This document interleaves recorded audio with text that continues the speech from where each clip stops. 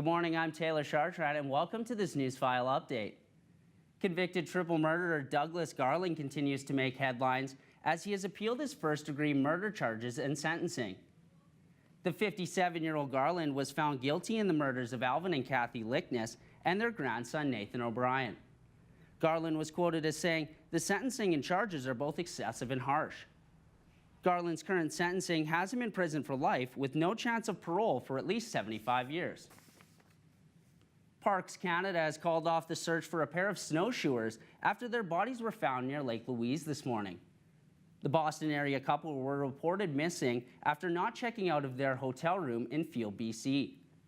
Rescuers were delayed finding the couple due to the high risk of avalanches in the area until sunlight this morning. The Alberta budget was recently released, and it has raised some concerns in the eyes of Alberta Health Services. Overall, Alberta Health will see a 2.5% increase, but the ambulance funding will be cut nearly $20 million. President of Alberta Health Sciences Association Mike Parker says when ambulances are not available to take calls, it is known as a code red, and it will happen more often due to the budget cuts.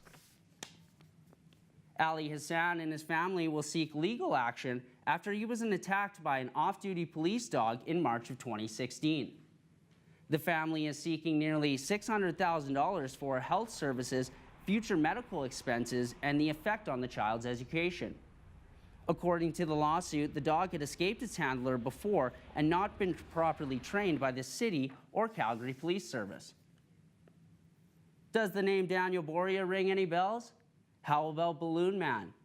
The infamous man of flight has been charged this morning following his flight over the city of Calgary. Boria took to the skies in July of 2015 in a chair with 100 helium balloons in an attempt to get into the Stampede grounds. The Balloon Man was handed a $6,500 fine by the Crown prosecutor and will face no jail time. Let's take a look at the weather.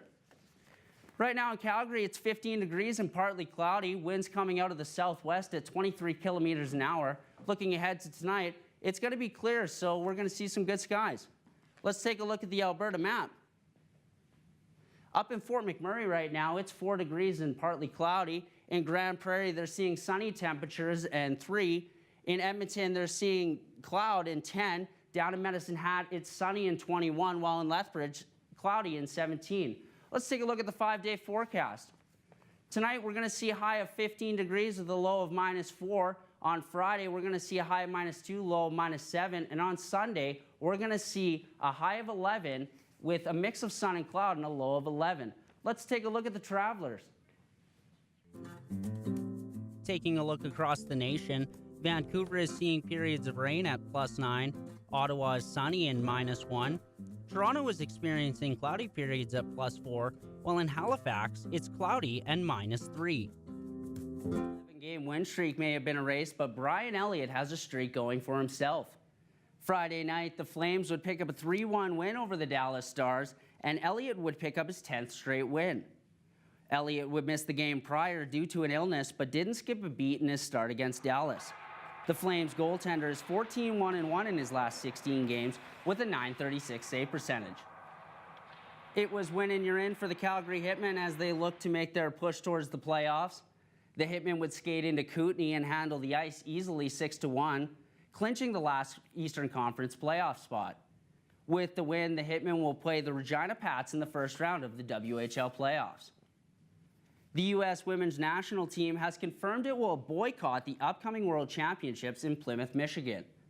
The games are scheduled to take place on March 31st, but the women's team will not play due to ongoing labor feuds with USA Hockey. USA Hockey will put a team on the ice for the upcoming championship in Michigan and fill that void with non-rostered players. The bringer of rain had made headlines this afternoon in spring training. Blue Jays third baseman Josh Donaldson hit his first home run in the preseason. After hitting his dinger, Donaldson would walk off the field admiring his work after running the base pass. Donaldson has spent most of his preseason favoring a calf injury. Those are today's top stories. Thanks for watching. I'm Taylor Chartrand.